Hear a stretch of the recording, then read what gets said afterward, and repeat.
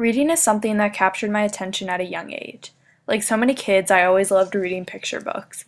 My favorites were Goodnight Moon, Where the Wild Things Are, Angelina Ballerina, Polar Express, and of course, the Dr. Seuss books.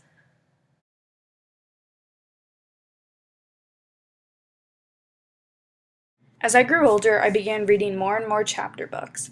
The first actual book series I remember reading was a series of unfortunate events by Lemony Snicket. After the series of unfortunate events, I got completely sucked into Harry Potter. I'd say it wasn't until my junior year of high school that I was actually pushed as a reader. My teacher, Mr. Neal, was very difficult when it came to reading and analyzing. Every class our annotations were graded. He also gave out quizzes which required each student to read the SparkNotes summary of whichever chapters we read, and we had to add in extra detail. We either got a 0 out of 20 on the quiz or a 20 out of 20, meaning that we either read or we didn't. I definitely look back and notice how much I've improved as a reader.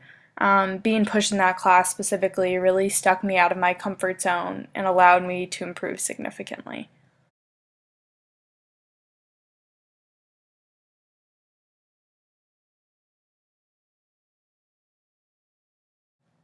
Unlike reading, writing has always been more difficult for me, and I never really enjoyed it.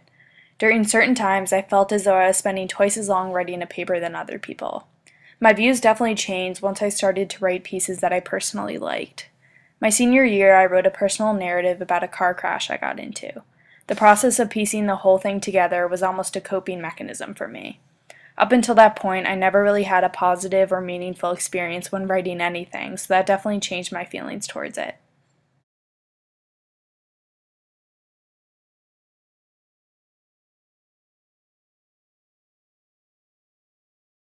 This past semester here at Fairfield has allowed me to read, write, and speak every day.